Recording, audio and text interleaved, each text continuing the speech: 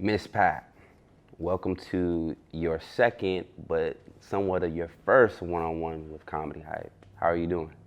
Fine. How you doing? I'm good. I'm good. I just mentioned you've been on our platform before. You did an interview with Nika, who was our correspondent in Los Angeles a few years ago, and that was a really good conversation. I remember that you guys had. I think it was like at a hotel of some sort. So I remember that, and it did well, especially at the time when we were trying to get our footing in the game, and that interview did really well. And it's good to be able to get you here in Atlanta at our studio and be able to talk about your upbringing and comedy and just a variety of topics. So I mentioned Atlanta. What's your backstory of Atlanta? Like, when you think about the city of Atlanta, like, what does that mean to you in terms of the city? My Falcons ain't Okay. This is home. This is where I grew up at. I grew up in the West End, born Right. at Grady Hospital, like I say all the time, in the basement. In the basement. Yeah, that's where the poor kids was born, in the basement. Wow. O'Grady? I'm just talking shit. Okay. I don't know what floor I was born on. Okay. But this is home. Been here 49 years. Well, I've been gone about 15 years now, but born and raised right here. I grew up in the West End. Right. So what years were these, like, growing up? Is this like 70s, 80s? 70s. I was born in 72, so 72 to I left here in 2001. I'm sorry. I left here in 2016. So spent my whole life here, really. West End, it currently still has like an edge about itself. What was the West End in the 70s like? Well, I kind of lived all over Atlanta. You know, we lived over in the Bluff. We lived off of Memorial Drive. My younger years I spent at my granddaddy house off of Memorial Drive, off Arkwright Place, at a bootleg house. Okay. That's where memories started for me. My granddaddy sold moonshines in the late 70s, early 80s. So from there we moved to the Bluff. Before heroin hit the Bluff, we moved there. We was there from the early 80s. Okay. So it wasn't as like crime infested as it became? It was just poor black people, I Yeah. guess. Alcohol. I don't remember no crime. Yeah. Nothing like you see today. No, I don't remember that. Yeah. I don't remember crime until crack hit the black community. That's when I remember crime. Right. As far as like the West End, it is like a predominantly black neighborhood. How have you kind of looked at it over years? Because it currently looks like gentrification is going to be taking over certain communities.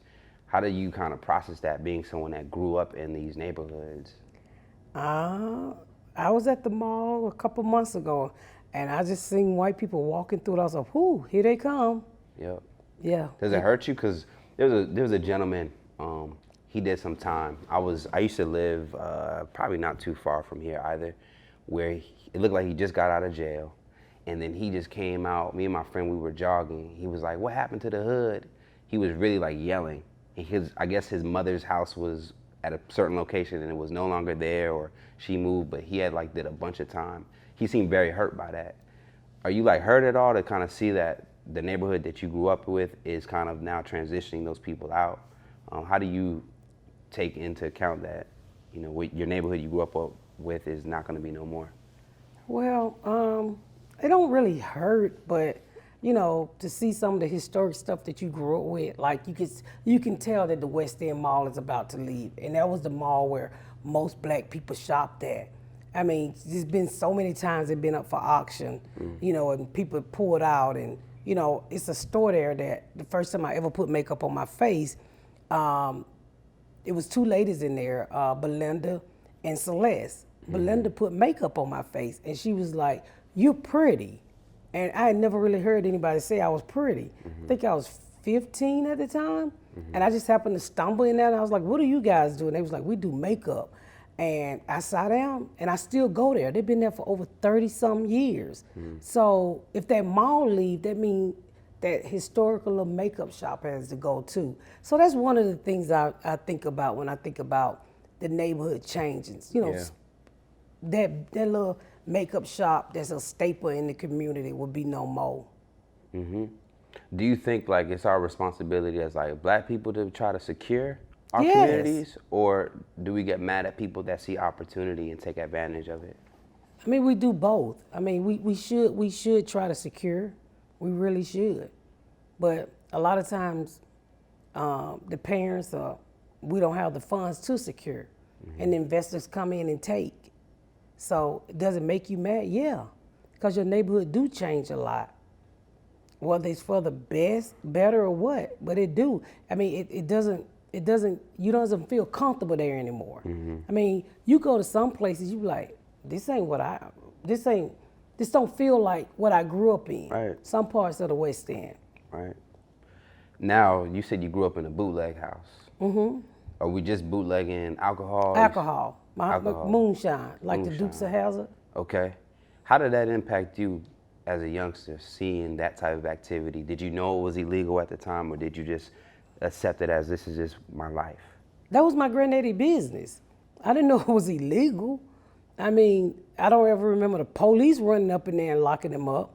I just knew he had a business. Everybody came to our house and party, and granddaddy, pulled shots. He showed me how to pull shots.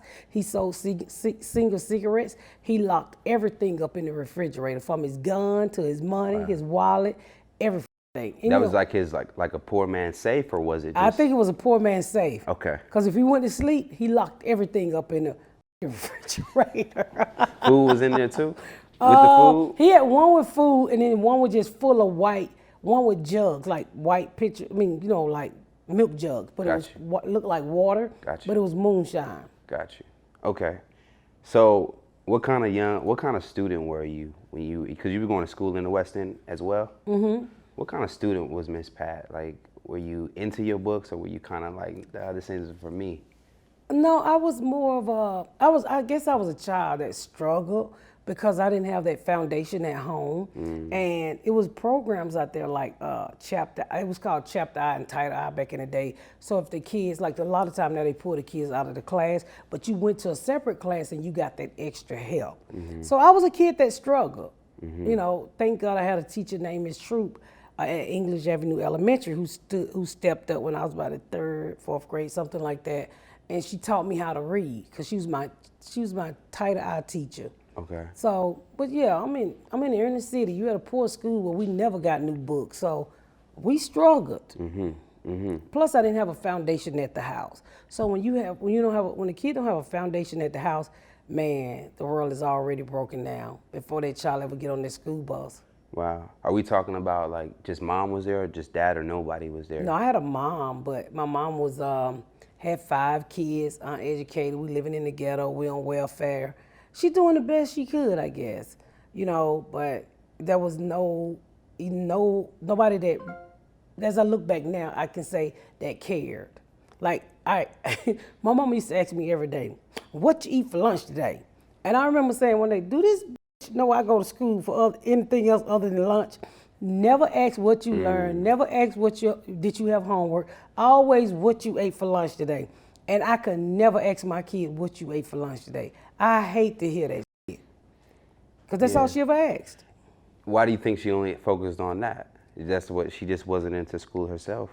She couldn't read, and I think we didn't have a lot of food at the house, so I figured maybe that was her way of knowing that we got something to eat that day. It might not be a lot to eat that night, but she know we had something to eat that day. Yeah. Yeah. What happened so why wasn't your dad in the picture of this? I don't know. Have you met him before? I met him later on in life, yeah. Actually, I met him later on in life. He showed up when I was 11, and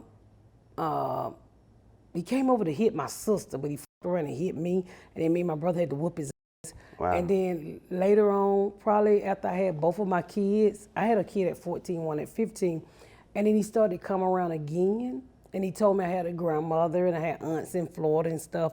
So I decided to get to know him. And I remember the first thing he said, I know all the stuff your mama said about me.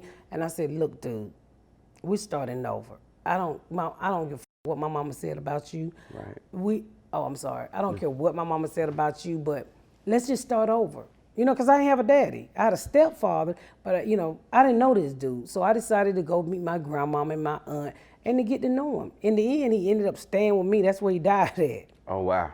Okay. So you said he was coming back to hit you. What was he trying to? He was coming back to whoop my sister for my mama. But I had never seen this man a day in my life. And I don't think he had ever seen me a day in his life. So he hit the wrong kid. That's funny. Is that a bit? No, not yet. And me and my brother beat the dog crap out of him too. For, And he was like, I'm your real dad. I was like, well, you need to let somebody know before you put your hands on me. Because I've been fighting my whole life between brothers and people, and don't be putting your damn hands on me. Yeah. In terms of like when you do reflect on the infrastructure of your house, it does seem like, based on what I was hearing with the relationship with your mother, it was like no one was holding you accountable. Maybe like as like from a parental point of view, like, hey, did you go to school? What did you learn today? And did you feel like any push to go beyond just regular elementary, high school to go to college? Was there any? No. I had a kid, and at first I had a kid in elementary. Okay. I was 14, because I'm 49, so there was no middle school back then in my community. You went from elementary straight to high school back in those days. So I had a kid by a 22 or 21-year-old married man. So, and when you have a baby, it's something in a woman that kicks in. It's a mother instinct. And then I had another baby when I was 15. So I had to survive. Right. You know, I got an 8th grade education. I got 2 kids. I got to do what I got to do. You know, I got shit to feed. I got shit to protect. Right. So my whole life changed. 14, 21. Was that like were y'all dating, or was that something that? No, we was dating. Okay. For a while. Okay. How does a 14-year-old meet a 21-year-old? At the skating ring. Okay. I met him they used to give parties at the YMCA up here by Morehouse College. And they was for kids, my age, 14-year-old. You know, to kind of keep the kids out the street. So they gave them every Saturday. So I went with my sister and them, and I had never been out before. So that was my first time out. And I'm sorry, I was 12 when I met him. Okay. So I was 12, and I think he was 21. Okay. So when I was going to a party with my sister then, and I think my sister was 14. So I went to this little teen party at the YMCA that they gave to keep the kids out the street, and he was there. And who he approached you, or? Well, how did that his go friends, down? his friends knew my sister them. Got you. And my cousin. I was with my cousin and my sister, and they started to. I guess they was dating the guys, and he pulled up in his car. He had a car. Okay. And he gave me a ride home. Okay. And never left. Okay. So, at what point did you realize, or did you ever think about, okay, he technically shouldn't be talking to me or being around me this way? No, you don't think like that. I think with me, it was like I'm this young black girl in the ghetto, and he gave me something that I wasn't getting, which was love. He said the magic words, I love you. And that was something that I wasn't used to hearing. And he spent time with me, and it grew into, I mean, like most pedophiles or most older men who take advantage of young girls, it became I trust him. And it went from there. Yeah. Is that kind of like, do you think about like, with your dad not being in the picture, is that like the dad complex? I think, you know what, at first I didn't think of it like that. But then as I got older and I realized, I was like, I needed this guy in my life for a male figure, a father figure. Because I listened to everything he said. I mean, it was like he had total control over me. So I needed that. I felt like I needed that male figure in my life. Yeah. And I fell hard. And so eventually you guys will conceive a child. What's his first reaction? So I'm 13, and my next door neighbor says, you glowing. And I was like, the fuck is glowing? And she said, I think she's a white lady too. She's married to a black man. She had like 5 mixed kids. And she said, I think this old nigga have gotten you pregnant. And I was like, I ain't pregnant. And she's like, I think you pregnant. And so she gave me a pregnancy test. And I was pregnant. And so she said, you should tell your mama, because at the time my sister is 14 and she's pregnant already. Right. The kids are born 3 months apart, August 9th, May 9th. 3 months apart exactly.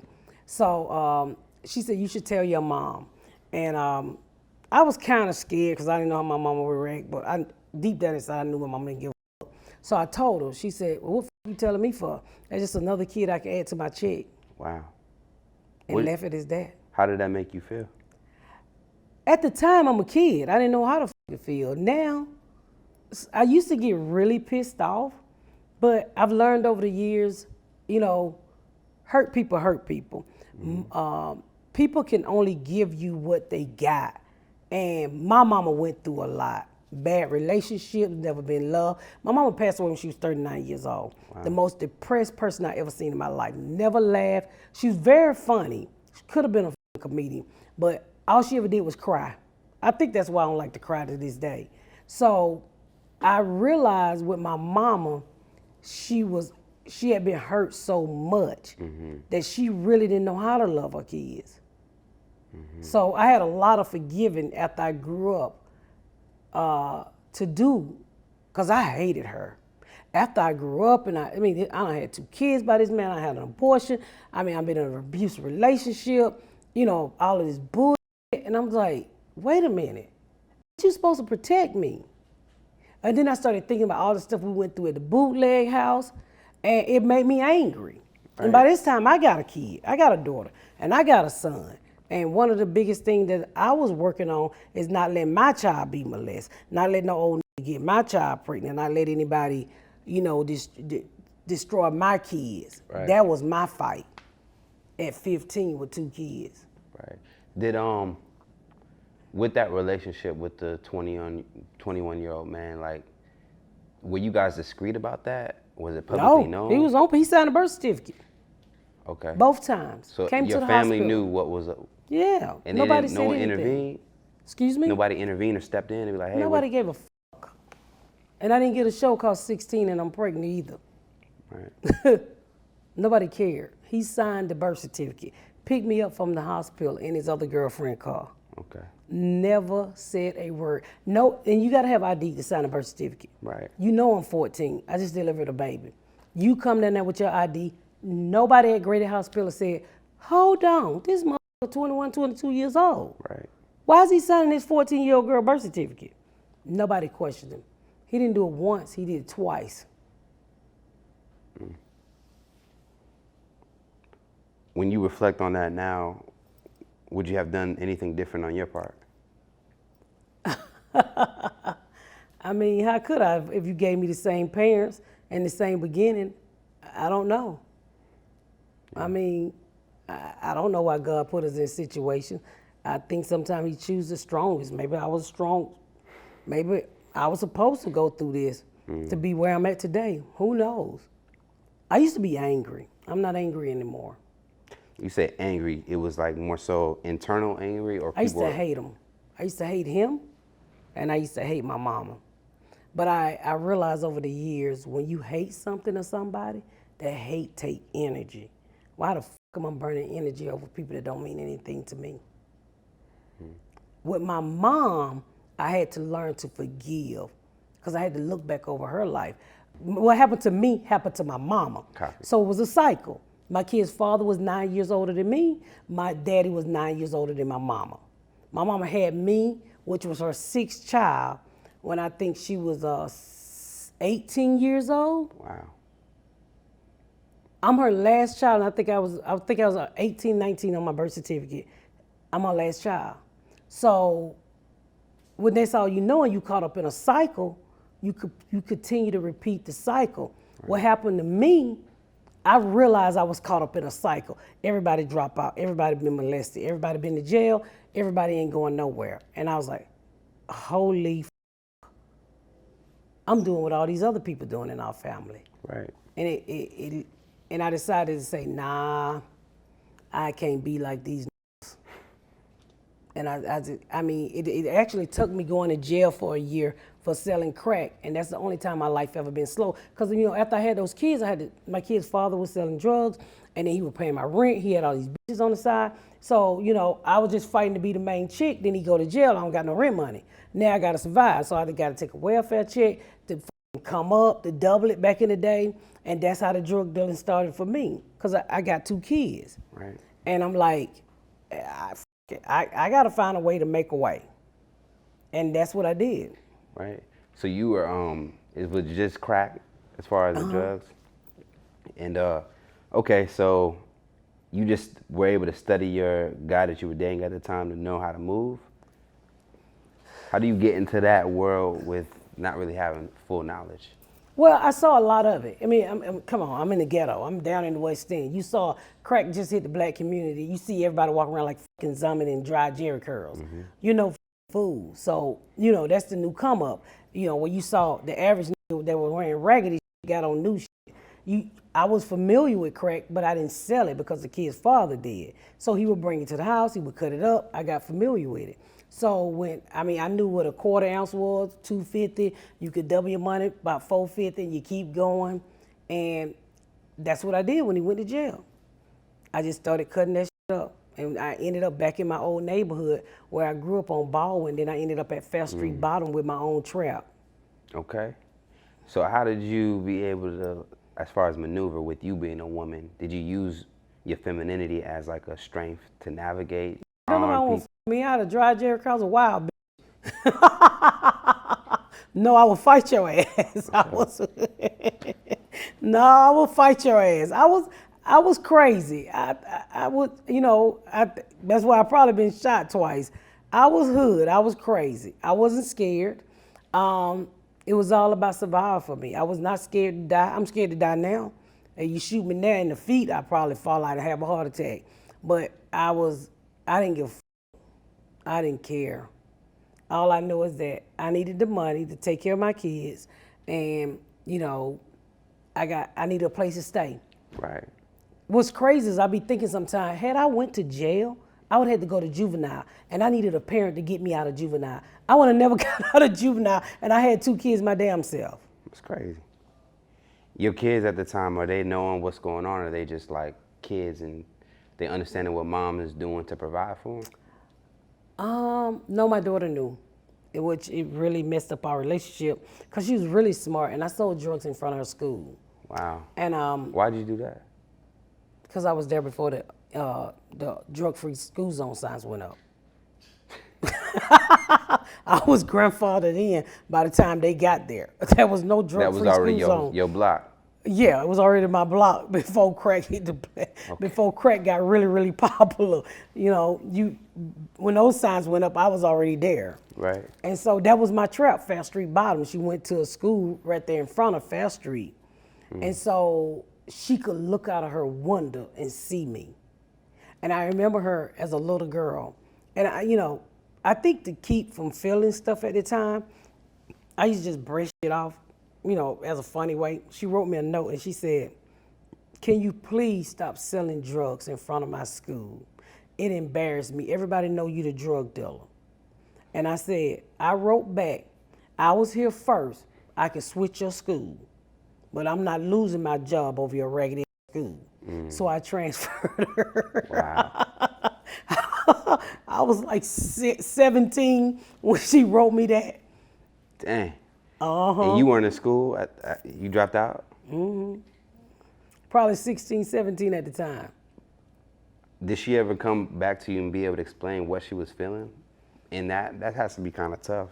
That was very tough for her. I mean, because she was in a crack house one time with me, and because they always were with me. My kids went to school, they hung out in the laundromat, and I would stay out there till like 9 o'clock selling drugs sometime. And she was in the crack house with me one time, and they got to shooting. We was shooting craps. And boy, she snatched her little brother up in that stroller. She probably was about 5, 6. But she was, my kid, what was so crazy, because I used to hide crack in my kids' underwear. And that's what most parents did at the time. Okay. And So she knew the game. You don't talk to nobody. When I ask you for it, you know where to go get it. You know what the fuck to do. And when they started shooting that night, she snatched my son, her younger brother up, because there was only two of them, and she ran out that crack house with that stroller with her brother strapped in that motherfucker. We had to get in the car to go get her. And when I finally got her, she was up by fucking Washington High damn near, just pushing her brother. And she said, you're gonna get us killed. We're gonna die. And from that day on, she was like, I don't wanna go back to Ashby Grove. I don't wanna go. And that's when we would ride down there, she would freak the fuck out. And then I started telling myself, it's really time to go. Yeah. And at the time, as your daughter is doing this, kind of pleading for you to make this change, how are you processing that? Did it ever hit you in your heart a little bit to be like, I need to get You this really together? can't have feelings when you're in the streets. It hits me more now, but I mean, I don't chop it up as I was young. I chop it up as I was trying to survive, but it was fucked up. I mean, but I'm a kid too, and I'm not using that as an excuse. Right. Because you could have said, well, you should have known better. At the time, I didn't know better. I know better now. Right. Man. Now, you mentioned getting shot, and this is something that we've all heard because you've been vocal about this in terms of your act and even like other interviews, but we love to kind of like dive in, like, so what took place? How do you go from, I guess you were selling at the time, and it was like a drug deal gone bad? No, it was just me. The first time, it was me arguing with a drug dealer. Okay. And I pulled out a gun, and he pulled out a gun, and he shot me up on the arm, and it came out through my areola. And that was it. And Okay. then my kid's father hit me with a pistol, and it cracked my skull in the back of my head. Okay. So those are like, That the was first the one was same definitely year. a near-death experience. Both of them was a near-death experience. That's a fact. I mean, to go that first experience though, when the gentleman, the other drug dealer shot you, like what happened immediately when you knew that you were shot? I didn't know I was shot. I could just remember running, because he said, I'm gonna go get this gun, and I'm gonna come back and shoot you. And I said, fuck you, I'll be here waiting. And he come down the hill off the top of Baldwin out of Harris home, and he's just shooting. And then I'm shooting, and then I decided to run in the house, and then he crackhead grabbed my kids out the car. And I'm running through the back door of this house this was like this crack house, and I could just feel the bullets going by my head. And bullets are powerful. You know, they was going so fast. And I remember I said, if I die, nobody's gonna take care of my kids. And it was just something that made me be still and walk slowly. I stopped running. And I remember reaching for the door jamb. And I don't remember the bullet hit me. It was a 45. All I remember is looking down in blood. And I was like, oh, I scratched my nipple on the door jamb of the crack house. And I pulled my bra back, and it was just full of blood. And they was like, I think you got shot. And I was like, I ain't gonna get shot, because I didn't feel it. And then the ambulance come, and he's like, it went up under your arm, but it blew my whole fucking breast apart. Yikes. It was a little hole. Yeah. In terms of what made that incident even take place, what's We was the arguing. backstory? I had a Cadillac, and I had just got my car painted pearl white. And he was like, you think you's a I just think he's fucking hate. And he spit on my fucking car. And I said, if you don't fucking get that spit off my car, I'm gonna blow your fucking nuts off. And he wiped the spit out. He said, when I come back, I'm gonna shoot you. He ain't never liked me. That seemed like it was built up. It was built up. He was a piece of shit. Is he still with us today? He is. I heard he smoked crack. I don't know. Okay. Okay. I ask about him all the time because he's famous for shooting me. Y'all never had a reunion yet. I haven't seen him since he shot me. There we go. I'm playing. He's not. We'll bring him out. When I think about like these experiences, because how old were you when you got shot? 15. Both times. Dang. I got shot that same year, twice. That's wild. When you reflect on it now, is it like, I don't know where your faith resides, but it's like, do you really get emotional about it? because you kind of overcame a lot of things that people won't experience in their lifetime, as far as tough things? I don't really get emotional about it. I'm glad I'm still here. You know, I realized how dumb I was. I realized how much I couldn't have been here. I could have been in prison. I should have been dead. Right. You know, I do thank God. I mean, I don't go to church and tithe all of that, but I do pray sometime and say, I don't know why you still got me here, but I know it's for a reason. For sure. Kind of fast forward, well, another incident would take place where you would end up going and doing some time in prison or jail. I did a year. Did a whole year. What was the reason for that? I mean, Crack. Crack. Well, I got locked up for selling crack, Right. right? So I was on probation, and so I'm still selling crack, and I violated my probation, and talking shit to the parole officer, probation officer, whatever, locked me up. I had 5 years probation. I did a year, and so it was so they gave me all my time back because at the time I had a really good lawyer, and I took the Oh, he didn't give me the first offender act. Because had I did the first offender act, I'd have did the whole 5 years. wow. So he was like, are you going to stop selling crack? I was like, mm-mm. He said, so we're going to give you the first offender act. So he ended up giving me, I got 5 years probation. And I was like, I'm not going and talk to this white bitch. You know, I got money. I'm grown. I'm Right. 17. I got a Cadillac. I got my own place. I got my kids. I'm taking care of everybody else's kids. And they locked me up. And you found out you did it. You found out you were gonna do a year off the top, or did they? I had to go to court and be sentenced. Okay. Judge tells you you're gonna be doing a year. He said 5 do 1. And I asked the lawyer, I said, what the fuck that mean? He's like, you gotta be in jail for a year. Now I got 2 kids to find somewhere for them to go. That's your immediate thought. Yeah, and my daughter was headed to kindergarten that year. So I didn't get to see her go to kindergarten. So who did you end up having watch your children? I had a friend watch him because the daddy didn't watch him. You know, he was doing what he's doing. Right. But I had a friend watch him for a year. Okay.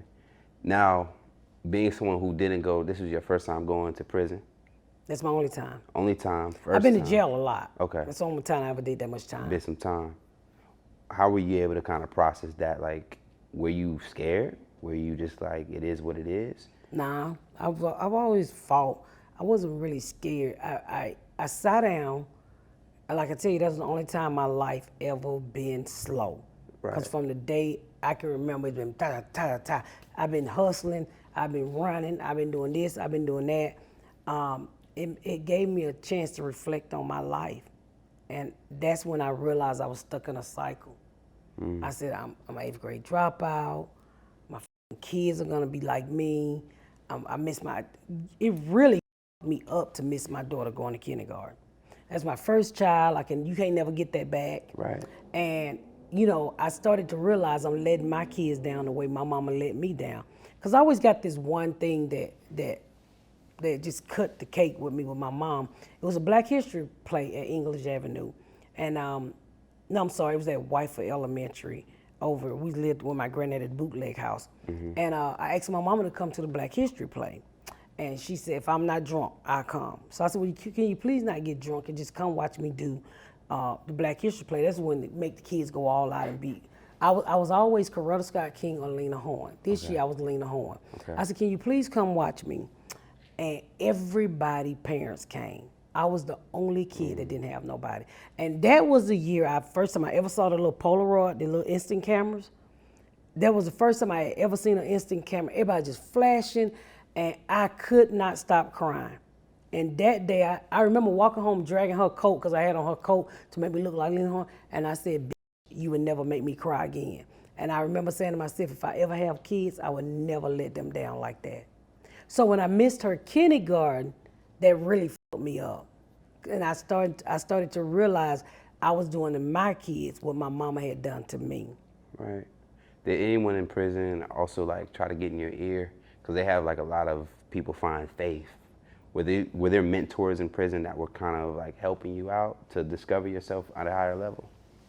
No, not really. I fought a lot in jail, but no, not really. I mean, I didn't really get caught up into the people, the jailhouse lawyers and stuff like that. No. Right. I ain't join no gangs or anything like that. Why didn't you decide to join a gang to protect yourself? Why didn't I? I could fight on my own. I mean, I did most of my time right here at Rice Street. I don't think it was a gang back then. I didn't need nobody to help me. If they're gonna whoop my ass, they're gonna whoop my ass. I was 17 years old. Right.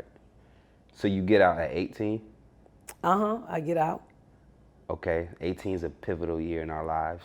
I went back to selling crack Immediately, immediately. because that's all you knew? That's all I knew. Yeah. I get out, I get my kids, I go back to the guy who's been abusing me. So what happened to the reflection? Excuse me? The reflection with your daughter? I didn't have any money. I had a place to stay. I got my kids back. I had to find a place to stay. I had to get on my feet. But then I'm back out here. I'm selling drugs. I'm at this time, I mean, the money ain't as good as it used to be. I used to make a ton of money. And then I'm dealing with all these girls with this relationship with him. And I'm like, Lord, I said, you can take all of this. I said, can you just, I'm tired. I was at the point where about 19, I was sick of getting hit on. I was sick of getting cheated on. I was sick of the unstable relationship. I was sick of letting my kids down. I was sick of everything. And I knew the only way that I was gonna be able to get up out of this is I had to get old boy out of my fucking life. Cause old boy didn't want to change. He gonna do what he do. Right. But you can't if you can't be with nobody who don't see what you see ahead. Right. And then just kept having kids and the relationship wasn't what I done grew up now. Girls mature a little bit faster than boys. Right. And I just realized this ain't the love I wanted. I was wondering, since you mentioned love, with you being a woman that has a certain edge to yourself in terms of you can fight for yourself, I wonder what kind of man are you gravitating towards? Do they have to also have an edge, or you want somebody a little softer? Like, typically, what's been the type of guy that you were falling for? I'm married. Okay. I've been married a long time. He's a mild mannered. I can't stand a big mouth motherfucker. I can't stand him. I'm big mouth, so I don't want a big mouth motherfucker. Right. I can't stand a flexing I can't stand a person who got to keep up with the times. I just like my husband is very mild mannered. If you seen him in the room, you would never put us together. Right. He's mild mannered. He's quiet, and he was totally opposite of what I was attracted to. When I met this man, he's talking about credit. I'm like, what the you mean credit? He's like, what do you mean you don't know anything about credit? He was the first person I ever heard the word interest rate from. What is an interest rate? So even though he wasn't my type, because my kid's father was real skinny like Dave Chappelle, he interested me with the conversation. And then he wasn't an abuser. That would help. That would help a lot. So at what point did we move to Indiana? I met my husband in 92, stayed here. We got a job at General Motors. General Motors closed in Atlanta. And to keep his good job, we had to move. We moved in 2016, the year the Colts won the Super Bowl, I think. And I've been there 15 years, 16 years. Indiana. Plainfield, Indiana. I guess none of us out there. At the time, Indiana I tell you what it's famous for. When I first moved there, and my neighbor was like, this is where Mike Tyson did all his time for rape. And I'm like, I don't give a fuck. They have a prison out there. And that's all they talk about, is where Mike Tyson did his time for rape, at the prison. Jeez. And that was pretty much all you knew of Indiana when you first went out there? No, I didn't know anything about that. What happened was, we was with General Motors. They give you places that had good school system. So they give you a list. Hey, this is where you get A+ school system at. And of course they're gonna skip over the ghetto. Well, I don't know nothing about the ghetto. I just followed the sheet. And I said, okay, this place here look like it got a nice apartment. I book apartment online. and realized I booked an all-white neighborhood. After we move in and go out, I'm like, what the? I get off the plane. The realtor, because I was gonna look for a house, and the realtor take me to Plainfield to rent an apartment because we was gonna buy a house a couple months later. Right. And corn is everywhere, which throws me off, and I think it's grass. And the man thought I was fucking crazy. As far as Indiana, did it pan out the way that you planned for it to pan out? No, I mean, I guess so. It helped my comedy career a lot. It made me really, in Atlanta, a lot of times the clubs here, it's all about ripping, pow, pow, pow. Because people, you know, when you do comedy, the attention spans are short. In Indiana, those clubs allowed me to create. Right. I didn't have to be up in your face and going fast and ripping and destroying. I could create. And then you just mentioned stand-up. Was that something you always been eyeing, or did it? No. So what happened, and how? A trip to the welfare office. I've told this story 100 times. Trip to the welfare office.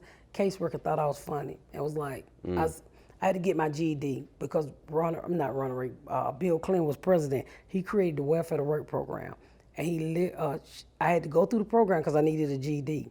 And she said, "Well, what do you want to do after you get your GED?" They was paying for you to go to college through welfare program. I said, "Oh, I want to be a nurse, but I'm a convicted felon. I can't be a nurse." Why? I'm a convicted felon for drugs. So I just, for someone that doesn't know, you can't be a nurse because of that past, like technically. I think technically at the time when I wanted to be a nurse, they was like, "Well, you're a convicted felon. You can't be one." So I ended up being a medical assistant.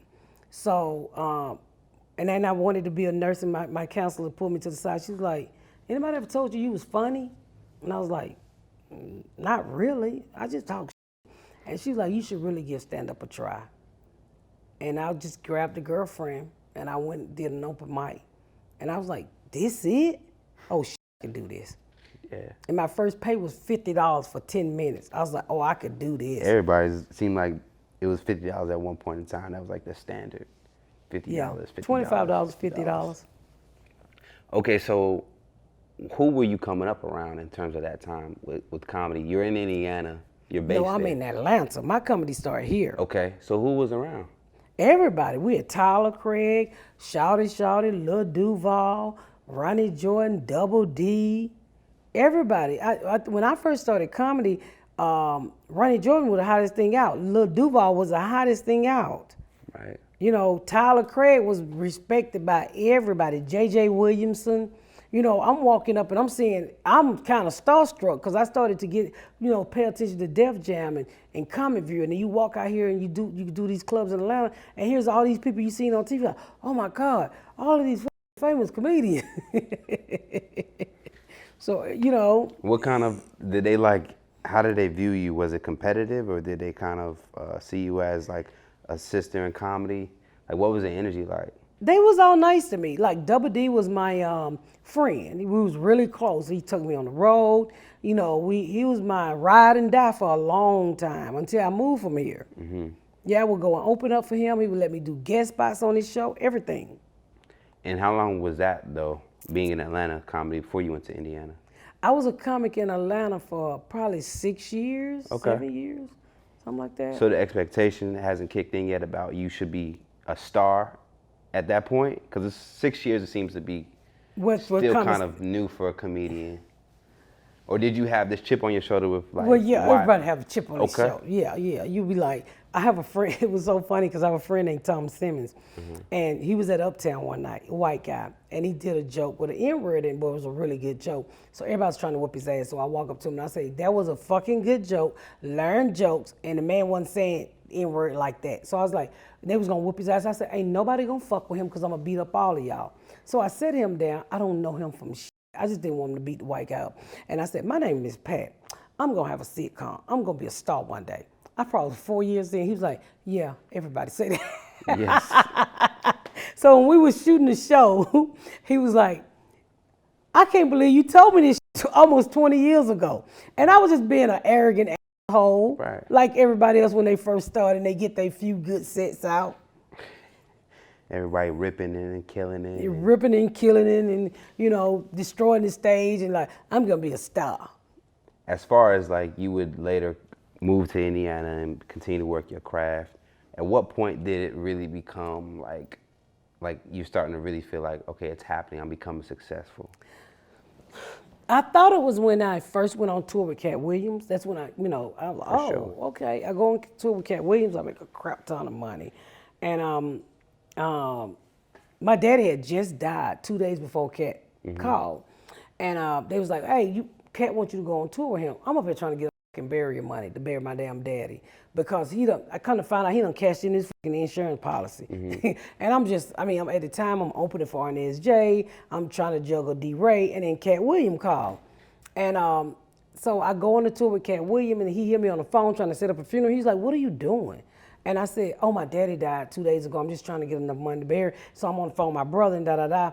And this man went to the back and gave me a stack of fucking money and said, go bury your daddy after the show and I see you. And I was like, you don't have to do this. And I was like, well, I can pay you back. And he's like, don't pay me shit back. Just be back for the next gig. And so, fucking nice. And I thought I was going to kind of blow after that or get a lot of shit. Nothing happened. Nothing happened in terms of you guys would tour and then you didn't I get went a back manager? home. I didn't get a manager. I didn't get anything. Did you ever, because I've experienced that at one point of feeling like a rush, things is happening big, and then going to like a standstill. Mentally, emotionally, did you ever get like depressed or like thrown off by it? Yep. After that, I ended up in Montreal where all the deals happen for comedian. Montreal Comedy Festival. And that was the year of the Skinny White Boy. And I go over there and I'm a new face and I just, oh my God, you're gonna get a deal, you're gonna get a deal. I was so heartbroken. I remember going back to the hotel, literally crying. The hottest comedian that year was Danny Glover? Donald Glover. Donald Glover was the hottest comedian that year. And nobody paid me any attention, but in what you hear on the streets from other comedians, oh my God, this is where you go to Montreal to get the deals at. Montreal's it's a party, but great place to gather comedians, a great place to perform. I had to learn that the hard way. So I just learned to stop having high expectations for these things and then learn that this is a fucking puzzle and I'm just keep adding pieces to my puzzle so my heart can stop being broken. So then, while I'm in Indiana, I get on a show called The Bob and Tom Show. I call it the White Breakfast Club. Been around forever. Okay. Big, syndicated. I get on this show and I gain a white audience. And I can tour. I'm starting to put a few asses in the seat. Then nothing really happened from that either, but I got a really good, strong fan base from it. Then podcasts started to go off.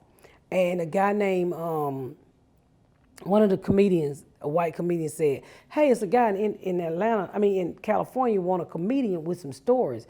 His name is Eddie F. And he wants you to do a podcast. He said you should go and do his podcast because you got some great stories and you ain't never been on a podcast. I said, what the is a podcast? Right. And so he was like, just like radio. So I fly up to LA, sit down and do Eddie F podcast. And when I do Eddie F podcast, that's the first podcast I ever did. Everybody started passing me around like a podcast. Oh my gosh, she's so funny. You got to do it. You got to do it. Then I ended up getting a manager and went flat again. The next thing I was told, you got to get on Joe Rogan. You get on Joe Rogan, you're going to fucking blow up. It didn't happen for a while for me to get on Joe Rogan. So I'm still waiting to get on Joe Rogan and hoping that I can catch the attention of bigger podcasts. My manager tells me, stop doing podcasts. They're not going to do anything for you. And I said, yes, the fuck they are. He was like, stop going and doing all these. They're not paying you. You're spending your own money. But thank God I had a friend that worked at United that would fly me out, but nobody really knew. I had a buddy pass. And he was like, you're not making any money. I was like, fuck you. I'm going to do these podcasts and they don't have to give me a dime. Half of the time I have nowhere to stay when I went out there. And I ended up meeting a guy named Ari Shaffir and Bert Kreischer and all of them. And I got on Joe Rogan podcast and I got on Mark Maron. He interviewed Obama 6 months after he interviewed me, and that's when it took off. And when you say took off, is that like you see your clout going up, people, your name is buzzing? My name started to buzz after I did Mark Maron and Joe Rogan. Okay. Mark Maron got me the attention. Both of them got me a lot of attention. But the guy who brought me into Lee Daniel and Ron Howard Company heard me on Mark Maron podcast. I was on Ari Shafir podcast, and a lady approached me at a show in New York and said, I'm going to get you a book deal. I'm like, get out my face, whatever. And, you know, because it's Hollywood. You don't believe nothing nobody say. For sure. 2 weeks later, she wrote a treatment, and we sold my book to HarperCollins. Right. And I was like, what the I couldn't believe it. And we spent a year and a half writing the book. After that, like I said, I did Mark Maron, and I just did one interview. And I had 6 interviews to make a show at studios in LA. Dang. Okay, so you mentioned this on the show about like your size and being a black woman and being conscious of being a bigger black woman. Mm-hmm. We've seen that kind of even with Monique has used that, not to say use it, but that's her brand as well. Mm-hmm. And she ended up, now she's really into like fitness. And where was Monique? Did you ever, was there a relationship at all there? I don't know Monique. Yeah. I don't know her. Okay. I've never been on the fat girl train either. What you mean by that? Tell him like. Oh yeah, big girls, because I never liked being fat, but I like Chick-fil-A. Okay.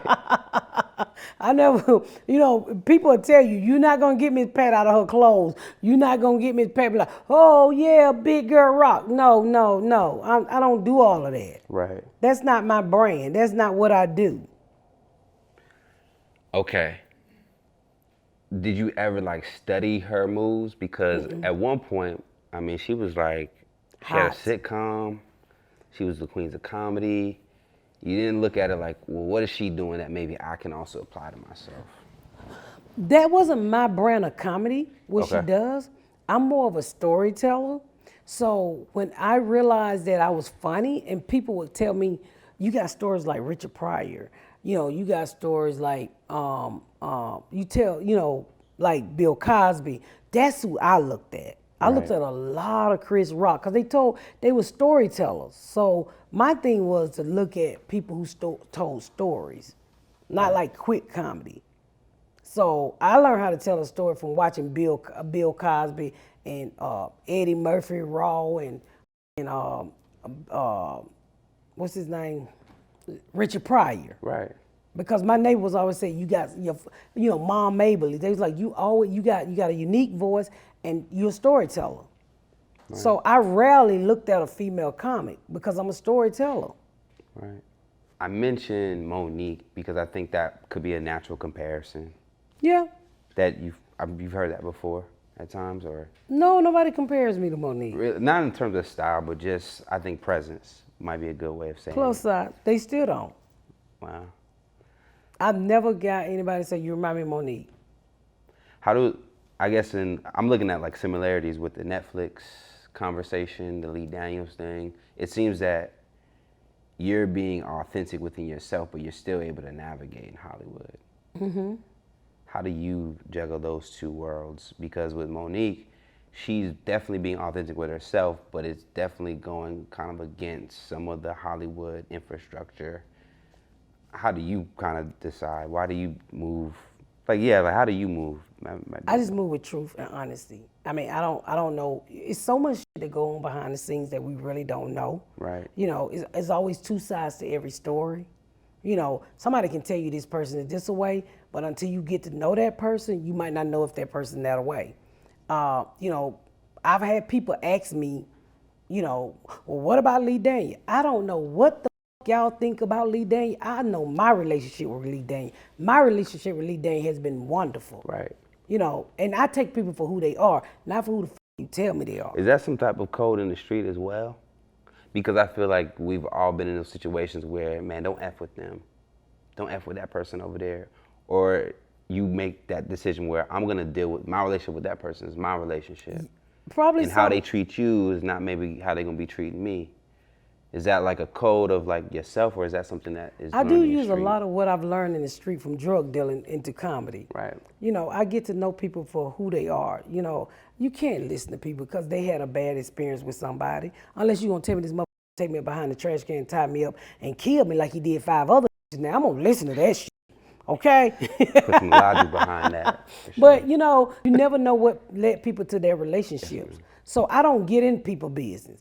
I have a t-shirt that say, "F your business because I'm minding my own." So I take people for who they are. Hell, people might tell you not to f with Miss Pat.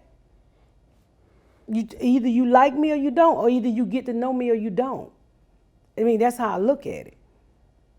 How do you view? Are you competitive when it comes to the space with the other like women in comedy, like No. your Tiffany Haddishes, or you just like I'm doing me? I'm doing me. We're 2 different type of comedians. I'm doing me. We don't have the same background. We don't have the same life. I'm doing what am I competing for? That's what's wrong with us. We competing against the wrong people. There's enough space for me, Tiffany, any other want to jump on this platform.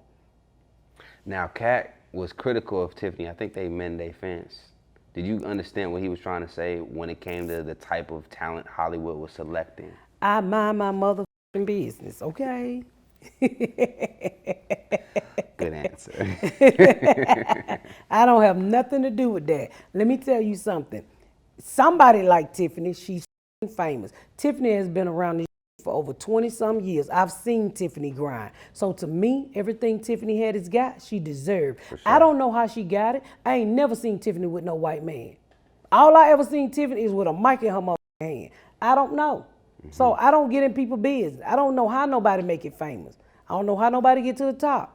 All I know is what I did. I ain't sucked nobody dick to get here. All I did was told a joke or two and told a couple stories how my life was. I mind my goddamn business. I'm 49 years old. I ain't got time to be fighting. I ain't gonna be in no Twitter war because I don't even spell that good. I'm a grown woman. Now, were you saying that? Have you been approached in that way to like do a favor behind the scenes, a sexual favor to advance? You know what? Nobody has ever tried to f me in this game. But I've been married forever, and I've always talked about being married. Nobody has ever tried to sleep with me. Nobody. And if you did, I wouldn't even notice it because I don't even know when you hitting on me. I'm like, who are you talking to? Now, your show that you have now is called the Miss Pat Show.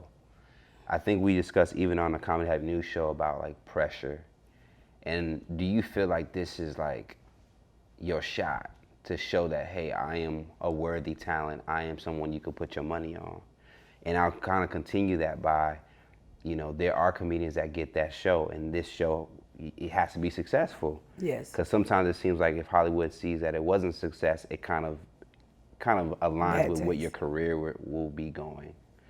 Do you Some think people about get that? 2 and 3 shots, but yeah, I think this is my opportunity to show them that I can create, that I'm funny, that I can lead. So yeah, this is my shot. Yeah. And I'm trying to make the best of it. Right. When you found out you got the show, what was your immediate reaction? You mean when When it got greenlit? About damn time. It took 5 years. You know, I was happy. I was happy that BET Plus took a chance on something different, because this is something different. You know, that's one of the reasons why we put the term grown folks sitcom on it. You know, because of the language and some of the topics that we talk about. We're not skating around anything. You know, if we talk about school shooting, we're going to talk about school shooting. If we talk about molestation, we're going to talk about molestation. Right. Like a real family would talk about it. I don't give a we have a food fight about it. We're going to talk about it. So, I mean, I'm just really thankful that BET Plus was able to see what we was trying to do, me and Jordan E. Cooper was trying to do, and took a chance on us. Because it's not easy taking a chance on a new platform, it's a new show, and it's a new idea. Nobody knew that this show was gonna come out the box and do what it did. I always thought it was good. We always thought it was really funny. Right. But the language, even me discussing it with the co-creator, I was like, boy, we cussing too much. He was like, take my word. People tired of cereal box shit. They want real shit. Right. And Right. we finally gave them something that they've been asking for. As far as like when you look at this journey and you hit all these different things in terms of like your life, your family, how are the people around you also being affected by your rise and success? Particularly your children. My children love it. They, my daughter wrote on the show. My other daughter did makeup on the show. My husband, it got some getting used to for him because a lot of people at his jobs are Miss Pat fan, and he don't like to be referred to as Miss Pat husband. He said, "My damn name is Garrett." So I think he had to get settled into it, because men are used to being head of the household, Yeah. and they're used to saying, Mr. and Mrs. or Garrett and Pat, and there's Right. like Pat and Garrett. So I think he had some getting used to. He had to get used to some things. Okay. But my kids are okay with it. They love it. How about your daughter in particular? Which one? The one that was affected with the school. You were selling dope in front of the She school. writes on the show. She wrote that episode. Wow. Yeah, well, she didn't write the pilot. She wrote the non-binary episode. Yeah, it was that neighborhood was a lot of getting used to. She turned. I'll tell all the time. She turned real radical. Okay.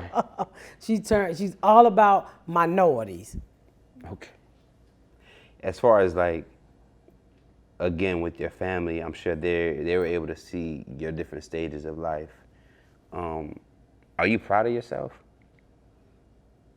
And is there any regret that you have in looking back? I'm proud of myself, but you know what? I'm happy because my kids are proud of me, especially the first two. I call my first two my Medicaid set, and then I call my second two my Blue Cross Blue Shield set. Okay. So they know where I came from. They know how hard I worked. They saw the abuse and the drugs and everything that I went through, and to see their mom doing what she's doing today, they tell me all the time, especially my son. He tell me all the time how proud he is of me. All of them do, because it could have ended a different way. Right. I have a sister that grew up in the same household, and we're totally different. She's on drugs. She's over there in the ghetto. She's doing the same thing that my mama was doing. But overall, I think they are proud of me, and it's nothing like being a parent to see your kids proud of you. Because I'm definitely proud of them. They did everything that I wish I could have done. And I'm gonna kind of wrap us up. There was a theme that you constantly kind of expressed when you talked about the different things you had to do in terms of like selling drugs or just any of the street life aspects that had to come your way. You kept mentioning survival, survival, survival, survival, and it seems like you have survived. I have. Now with survival, is there a survivor's remorse that Fuck yeah. attaches to you? Yeah. Because a lot of the people that you grew up with they're not going to be able to really excel beyond some of the limitations already set. Are you talking about family members? Anyone. Are you asking me, do I have survival? Do you have survivor's remorse immediately within your family? Do you have I don't give a survival? fuck about them. Okay. Not my kids, but like family members. Yeah. I've been saving my family all my life. One thing I've learned in life, you can't. I'm not Jesus. You can't save everybody. Right. I had to start to learn to love myself. Like I had this one cousin, and she was like the last family member. She was my ride and die. She took a drug case for me. I really loved her, and we was up at Lake Lanier one year, and she just went the f off on me because I wouldn't let her son ride the jet skis because I thought he was high. It was attached to my credit card, and she said some ugly. You fat. You ain't funny. You ain't. She really got off on her chest what she was thinking all of this time, where I was fucking loving her unconditionally, and I just told her, I said, I don't fuck with you no more, because I didn't know you felt like that about me. Then this same cousin goes on the internet, buy my book, reads it, and say I'm lying about everything. So I said, how am I lying when I got a birth certificate say I got pregnant by a married man? Not one, but two kids. Your mama wasn't like that. Who the let me get pregnant? So this person really hurt me. It was like the last family member that I really ever dealt with. So I shed a few tears and I blocked her. And I haven't spoken to her in 4 years until she read my book on the internet, and I unblocked her and I said, you could die and I wouldn't come to your funeral. And I blocked her again. And that's the last family member. I've tried. I mean, I raised my sister kids. I've tried to help I got my niece kids right now. I got custody of my niece 4 kids right now. 4? 4. The baby, I've had the baby since she was 2 weeks old, out of a crack house here in Atlanta. But I'm the bad person. I picked him up off of Moreland Avenue, brought her to my house, tried to help her get herself together. She told me I'm too bougie, walked off and left me with 4 kids. I'm not taking care of nobody else. Fuck them. Because this is my 3rd set of crack babies I've raised. And I'm not raising nobody else. Because in the end, they say, all I do is for money. I don't get no money. I don't get no stimulus check. I don't get anything. I tried to. I had my sister kids for 10 years. She went back and got them and turned them into hoes on drugs. One of them in jail doing 20 years. So I don't have time. I don't have a family. My family is my immediately kid, that chick over there on that sofa, my friend Tracy, and my friend Miss Jenny. I don't have nobody else. And I don't need nobody else. Right. Your husband. Yeah, my kids and husband. Yeah. I don't need nobody else. Yeah. And I don't let nobody else in either. Them motherfuckers who I was raised with, one thing I learned, you ain't always got to keep the ones that God give you. You can go out and get better ones. Wow. I ain't saying God make no mistakes. I'm just saying sometimes you can do better. And it is deep getting that raw perspective, because a lot of people do seem to kind of have that debate, right? Where, if you make $1 million or you hit the lottery, what? Listen to me. Yeah. I wouldn't go back and get nobody. I got a brother that I do deal with. I do have a brother that I would help. But them other cousin and sister, no. I got a brother that I would help. Is that just more so protecting yourself? Is that more survival, where it's like they're going to bring me down if I open up that door? You can't help people that don't want to help themselves, okay? I've tried 100 times to help them. I'm the bougie motherfucker. I'm thinking I'm this, I'm thinking I'm that. Why can't you get that mentality out of your head that my mama put in your head? You doing exactly what Mildred did. You ain't doing nothing different than Mildred did to us. Right. So I'm not gonna tolerate that shit. If you like a house full of people in your house and y'all drinking and dancing and doing drugs, so be it.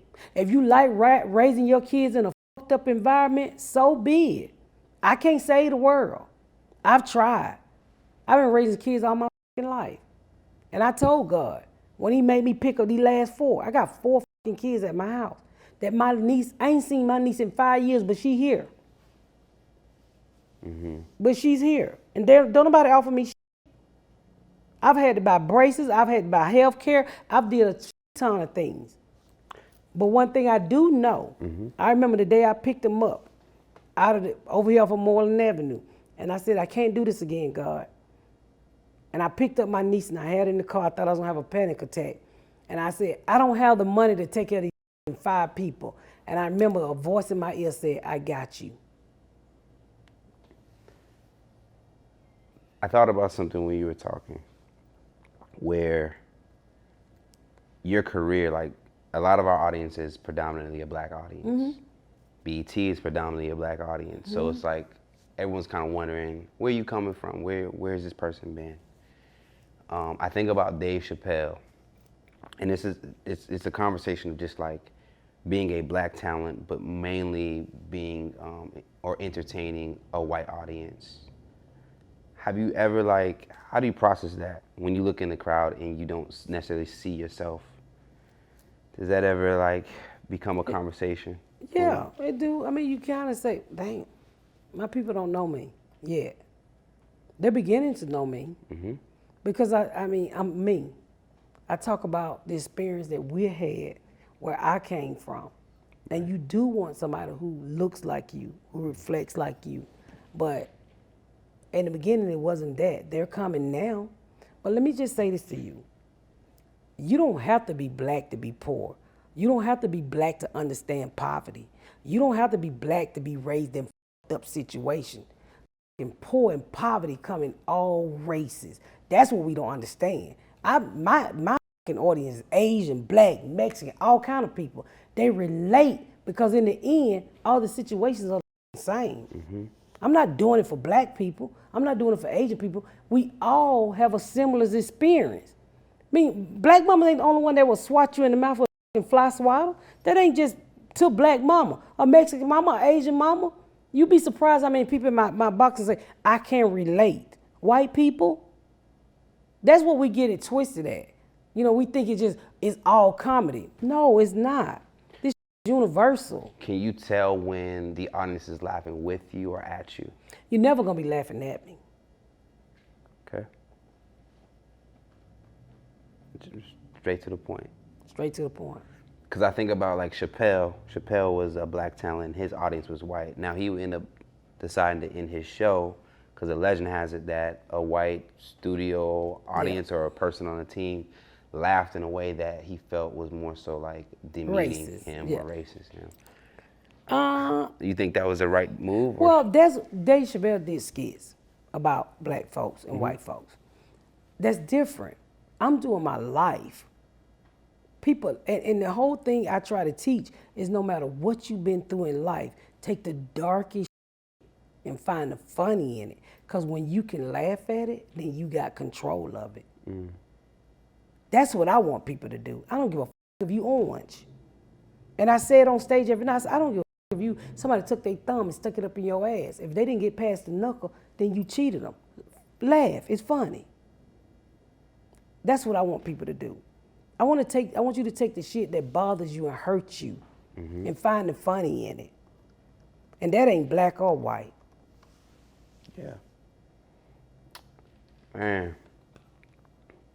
I don't want to hold us up too much more.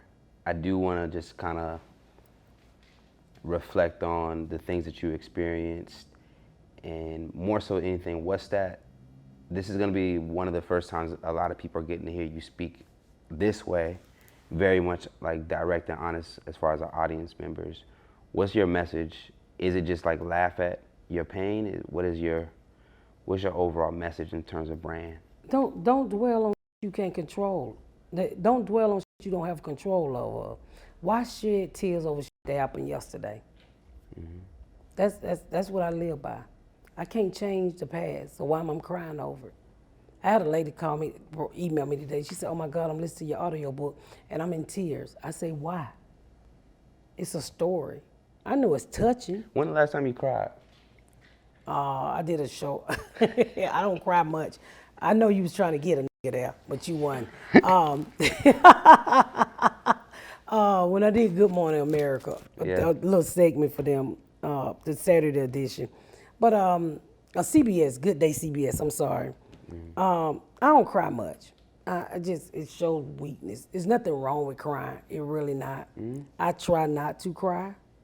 I'm upset when I cry, or I'm really hurt, because I've closed the door. I've tried to close the door on some of the most painful things in my life, like sexual abuse, the baby daddy that abused me, my mama did, so many other things that happened to me, and I'd rather be happy. I don't want to sit around and cry about what this shot me, this abused me, or whatever. I want to be happy. Because I'm married, I got a man that treat me like I'm supposed to be treated. I finally got something I worked my whole life for, a fucking family that loves me. Why do I need to cry? I'm happy. Yeah, you just mentioned, I just have to mention this too. So you know Bill Cosby just got released. Mm-hmm. And he was a comedian that you looked up to, someone that you studied, right? Mm-hmm, in the beginning. And he's accused of doing some things towards women. Where's your position on Cosby? I don't know why he's out. Really? Okay. I mean, I don't know how he got away with it, but I mean, it's crazy. I mean, you know what's, as somebody who's been abused and people have taken advantage of me. You look at people like R. Kelly, Bill Cosby, Harvey Weinstein, and you say, all of these fuckers got away with it so long, and you lock them up now. We supposed to be satisfied when you could have locked them up so many years ago, and you could have saved so many other women from this situation. Kind of pisses me off. More mad at the system. It's rich. They got money. I mean, it's sometimes when regular motherfuckers do it. My kid's father did it to me and they didn't do anything. Right. So what I think about too, because people say this, some people think that clearly that Cosby's innocent. Some people really feel like he. With that many victims, what you think? Some people feel that way, and then they dismiss some of the women because those women went back to him after maybe like. And he paid some of them, and they broke the agreement. When you experienced being molested or taken advantage of, did you ever kind of go back? And if so, what made you feel comfortable to do that? Like, as far as being I was a a victim? kid when I was molested, so I didn't go back. You know, I didn't go back. You know, usually my mama brought those people around us. As far as my kid's father, to be honest with you, it was molestation. There was a big age difference, but in my mind, it was a boyfriend. Right. So I went back. To me, I loved him. Right. It was a relationship. Why do you think some of those women did go back to keep mingling with Cosby? I don't know. You got to ask them. I don't know. I can't say and tell you why those women went back. Mm-hmm. Maybe at the time they didn't feel like they was in the situation that they realized they was in. I don't fucking know. Was it alcohol? Was it drugs? I don't know. I mean, if you sexually abuse me, and you know, I don't think I would have went back. Honestly, I don't think I would have went back. Right. You know, and it could be because, you know how people, this shit ain't changed much. You know, people want to hang around famous people. I don't know what groupies do. I've never been one. Right. So you don't know what's going on in a young girl's head. Then she get a little older, like, oh my God, I've been violated. Oh my God, I got rights. I don't know. You said that you think people will still go see Cosby. Yeah, I think people still go see Cosby. Why do you think people would even do that? Because some people believe he's innocent. He still got fans. Some people think OJ is innocent. Some people still listen to R. Kelly music. You just got people who like what they like and do what they do. Yeah. And you can't stop them. They say NBC is the reason why he was, I guess, put under that microscope and became kind of a target. He wanted to buy NBC. That's the urban legend. I don't know about no damn urban legend. Hey, that's like, you get her to talking, COVID gonna kill everybody. So I don't do them fucking legends. You said COVID? You get her to talking, she sent me a COVID newsletter every fucking day. I don't follow those fucking legends. So vaccination is not even It's okay. You're not a fan of the vaccination campaign? Oh yeah, I'm vaccinated. Yeah, I got the really? shot. Okay. Yeah. What made you get the shot? I travel a lot. This is a heavy topic, especially on our platform. Yeah, but you know what? It's to each his own. You know what I'm saying? To each his own. It's what, hey, some people Christian, some people Muslim. Right. I'm not gonna tell you what to do. She's my fucking ride or die. She don't want to do it. I'm not gonna tell her to do it. And I tell her, stop fucking with me. Stop sending me bullshit you read. I don't want to read it. Let me do me, you do you. And that's how it should be. It's like a Democrat and Republican. We should still be able to have a conversation and be friends. So as a vaccinated person, we have Pierre on our show.